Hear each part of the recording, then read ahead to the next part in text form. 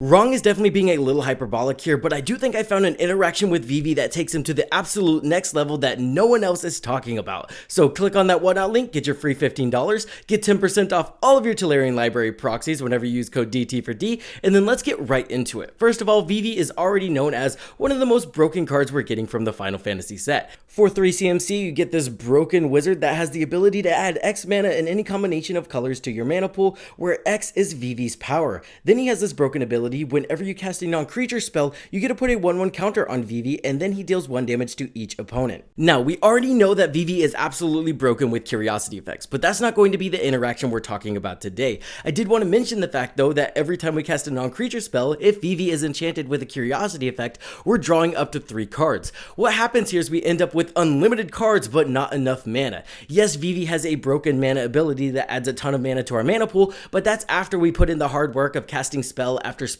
after spell, and we're probably already running away with the game at that point. This strategy is going to take this and break Vivi, and the way we're going to do that is with mutate creatures. Now we can take something like a Cloud Piercer, mutate it on top of Vivi, and this becomes a mana positive interaction. Cloud Piercer's mutate ability is 4 CMC, Cloud Piercer has 5 power, and then Cloud Piercer is going to be on top of Vivi. So Cloud Piercer has the mana ability to add mana equal to its power. So boom, we spend 4 mana, we get 5 mana back, and now we can actually create token copies of Vivi since it's no longer legendary. So we can clone Vivi, we can use our sorceries that create a token copy of a creature to go ahead and get another Cloud Piercer that adds another 5 mana to our mana pool, and again, all of these are able to ping our opponents down, along with get big whenever we cast non-creature spells. So this is going to take the deck to an 11. Now half the deck creates token copies of Vivis. Vivis are going to be able to add more mana to our mana pool instantly instead of having to cast spells to get up there, and it's going to just make this storm strategy a lot more consistent and a lot more deadly. I mean, honestly, whenever we're creating more and more token copies of Vivi, our opponents are getting machine gunned down faster at an insane rate. So let's get right into this deck. Oh wait, a couple more things. If you guys would like this video, I'll really appreciate, and as a thank you, if we get this to 700 likes, I'll not only build a cEDH version of Vivi, I will also give you guys a budget version of Vivi, so it helps the high power players and the budget players as well. Here's a quick message from today's video sponsors, Tolarian Library Proxies. Wizards is constantly coming out with new secret layers that have unique cards in them that we're not really able to play with unless we proxy them or spend an insane amount of money on them, so these are going to be perfect for people that missed out on all of the Marvel secret layers, the Deadpool secret layers. Additionally, these are some of the best proxies I've ever seen. From the front you can't tell, and from the back they are off colored a little bit just so they don't pass as counterfeits. So if you guys want to pick up any of these Tolarian Library proxies, you can use code DT for D at checkout and get 10% off. The backbone of this deck and your number one goal when you're playing Vivi is to get a curiosity effect attached to him. Curiosity says whenever enchanting creature deals damage to an opponent, you may draw a card. So whenever we cast a non-creature spell, you guessed it, we draw 3 cards. Curiosity, Tandem Lookout, and Ophidium Eye do exactly this. Additionally, we can play Niv-Mizzet Visionary. This is a 6 CMC legendary creature dragon that has flying and says you have no maximum hand size. Additionally, it says whenever a source you control deals non-combat damage to an opponent, you may draw that many cards. What's insane about this guy in the deck is he's going to trigger whenever all of our Vivis deal combat damage, right? This is a clone deck at heart, so whenever we have multiple Vivis on the battlefield dealing 9+ damage to our opponents, we get to draw 9+ cards. It's going to be insane. Virtue of Courage works very similarly. This is a 5 CMC enchantment that says whenever a source you control deals non-combat damage to an opponent, you may exile that many cards from the top of your library. You may play those cards. Additionally, it has a very cheap instant adventure attached to it, so this can easily make Vivi bigger while removing a creature because it deals 2 damage to any target for 2 mana. The next very important part to this strategy is to mutate on top of Vivi. This is going to change Vivi's name, allowing us to clone him and create token copies of him. The most notable ones are Cloud Piercer, Pouncing Shark, and this 7-drop Leviathan that I'm not going to try to pronounce. What's so cool about Cloud Piercer is it's 4 CMC and it gives Vivi 5 power out of the gate, so it's actually a ritual.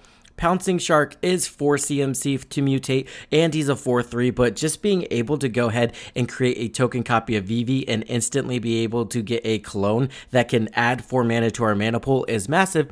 because the majority of our clone spells are less than 4 mana. Same with the majority of our spells that create a token copy of a creature we control.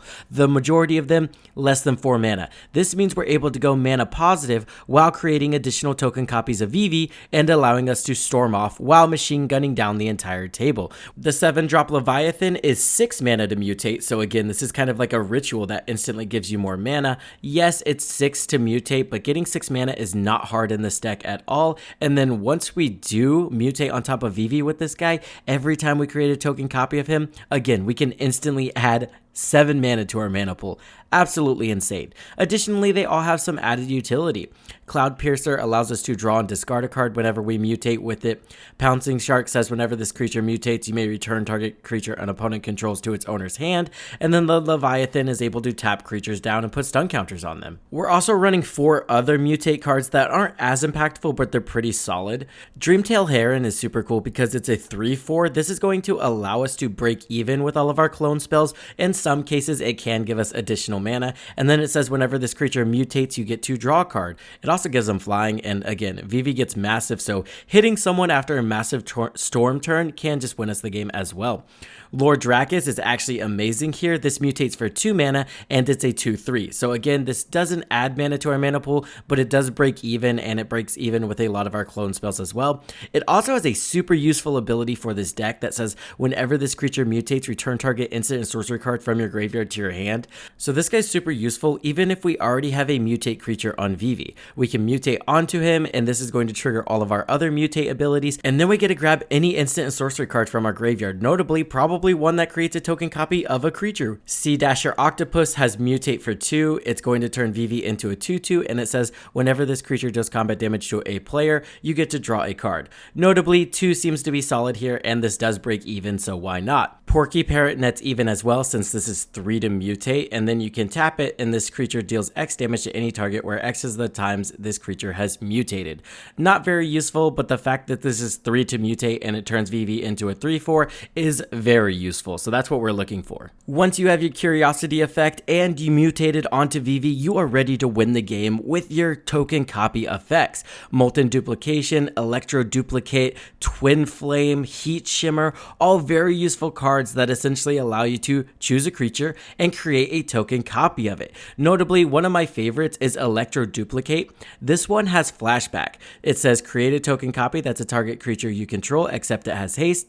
At the beginning of the next end step, sacrifice it. It costs 3 mana, but then it has a flashback for 4 mana. So as long as we have something like a Cloud Piercer attached onto Vivi, we can spend 3 mana, boom, token copy. And then we can go ahead and immediately add 5 mana to our mana pool and create another token copy. This one lets you 3 Vivis and 2 spellcasts, which is absolutely insane. 3 Steps Ahead has a lot of utility in this deck. For 1 blue, you get an instant with Spree, so we can use all of these abilities.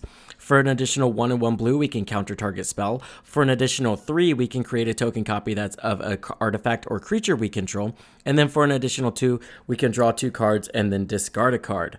Vile Duplication and Quantum Misalignment are going to allow us to make non-legendary copies of Vivi. Notably, this is a lot worse than just mutating over top of Vivi, because creating a token copy of Vivi is going to give us a version of Vivi that also has 0 power. Kind of lame, but useful in a pinch. Sakashima of 1,000 Faces acts as the legend role. That way, again, our strategy works even if we don't happen to mutate on top of Vivi. We're also on a couple of clones. One of my favorite is Naga Fleshcrafter, which is amazing for this specific strategy. For 4 mana, you get a Snake Shapeshifter that says you may have this creature enter as a copy of any creature on the battlefield, but it has a renew ability that says exile this card from your graveyard, put a 1/1 counter on target non-legendary creature you control. Each other creature you control becomes a copy of that creature until end of turn. So as long as we've mutated on top of Vivi, or have a non-legendary copy of Vivi, we can turn every single one of our creatures into a copy of Vivi, which is absolutely insane. Deceptive Frostskite and Flesh Duplicate, also amazing clones in this deck because they're only 2 mana. Deceptive Frostskite does have a threshold ability where we do have to get Vivi's power up to 4 before we can copy it, but that is not hard at all in this deck. Glasspool Mimic is a 3 CMC clone that can also be a land. Cursed Mirror is a 3 CMC mana rock that says you may have it enter the battlefield battlefield as a copy of any creature on the battlefield until end of turn. Vesuvian Diplomacy is one of the most broken cards in the deck. There is no shortage of ways to copy Vivi in this deck. It says whenever you cast a spell that targets only a single artifact or creature you control, create a token that's a copy of that artifact or creature, except it's not legendary. So you guessed it, we can just keep creating more and more token copies of Vivi, and this only gets more and more insane if we've already mutated on top of him. Just to show how super easy it is to trigger this, not only do all of our mutate creatures trigger this, but additionally stuff like Virtue of Courage that just has an added adventure ability that says deal 2 damage to any target will also trigger this, allowing us to get a token copy of Vivi. So again, it's just super easy here. Rionya the Fire Dancer, also not okay. For 5 CNC, you get a legendary creature, Human Wizard, that says at the beginning of combat on your turn, create X tokens that are copies of another target creature you control, where X is 1 plus the number of instant and sorcery spells you've cast this turn. Exile them at the beginning of the next end step. So you have your Storm turn, you cast a lot of instant and sorceries, you make sure you've mutated on top of Vivi, you go to combat, you make a lot more token copies of Vivi, and then you've just got a ton more mana to utilize here. It's insane. Moving on, we're going to talk about some unique cards to this strategy and the commander that are just broken. Fist of Flames is a 2 CMC instant that says draw a card. Until end of turn, target creature gains trample and gets +1/+0 for each card you've drawn this turn. With Curiosity and Vivi, this is insane. We can draw a plethora of cards. 1 spell equals 3 cards. So once we've even just cast 1 spell and then Fist of Flames, you're going to go ahead and be able to give Vivi +4, which is, again, 4 mana. Harmonize is also a broken ability with Vivi. Harmonize says you may cast this card from your graveyard for its Harmonize cost. You may tap a creature you control to reduce the cost by X, where X is that creature's power. Since Vivi doesn't need to tap to utilize his mana ability, he's always untapped, so we can tap him to use Harmonize cards instead. The first one is a sorcery for 1 red that says target creature gets +3/+0 and gains haste until end of turn.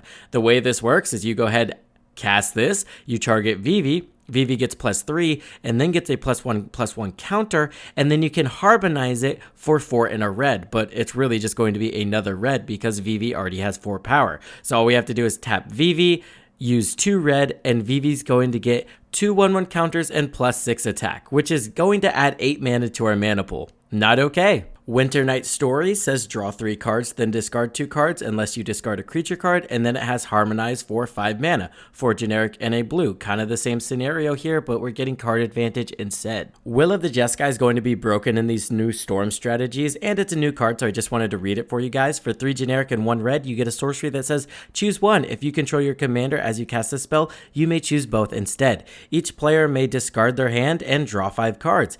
Each instant and sorcery card in your graveyard gains flashback until end of turn. The flashback cost is equal to its mana value. So not only does this give you a fresh new grip, almost, right, 5 cards, it additionally gives us access to our entire graveyard, which again is insane. Zenith Festival is our final Harmonize card. It's X and then 2 red, and it says exile the top X cards of your library. You may play them until the end of your next turn. Vivi gets massive, so X can be massive here.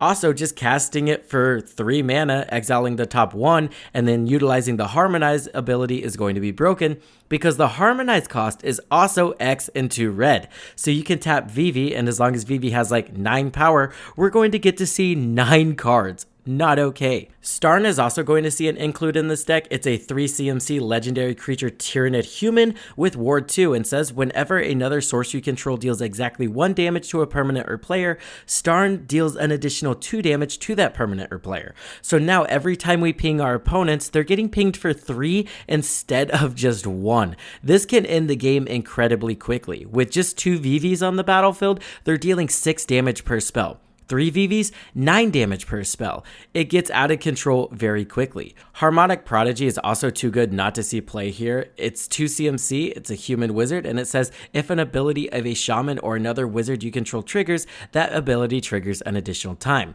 Vivi's not always going to be a wizard in this deck, but when Vivi is, this is going to trigger him an additional time. We can also use our clone spells to clone Harmonic Prodigy if Vivi's legendary and we're not able to clone him at that point. point. Sigil of Sleep is a 1 CMC enchantment aura that says whenever enchanted creature deals damage to a player, return target creature that player controls to its owner's hand. This is an insane control piece and will really make your opponents mad fast. Sensei's Divining Top is also going to see play here. Not only is it only 1 CMC, but it also has an ability to look at the top 3 cards of your library, put them back in any order, but the ability we're really looking for is to draw a card, then put Sensei's Divining Top back on top of its owner's library. When we have Curiosity on the battlefield, we can cast a non-creature spell. We're going to go ahead and draw 3 cards. What are the odds that we draw 3 lands? Not 0, right? So being able to put the Sensei's Top back on top of our library to always have a non-creature spell to cast is actually extremely powerful here and will lead us into winning the games, especially since we are on cards like Burgi and Artist Talent that essentially make 1 CMC spells free. Pyretic Charge is also kind of insane in this deck. For 5 mana, 4 generic and 1 red, you get a sorcery that says discard your hand, then draw 4 cards. For each card discarded this way, creatures you control get +1/+0 until end of turn, and then you can also plot this card. So you can plot it, discard 5 cards, all of your VVs are going to get +5, and that's going to add a ton of mana to your mana pool, and you can just go off with something like a Harmonize spell, right? So again, I love this card here, and I love this deck. Let me know what you think about this strategy. Don't forget to like. If we get it to 700 likes, I'll not only do a CEDH version, but I will do a budget version as well. I'll see you guys later.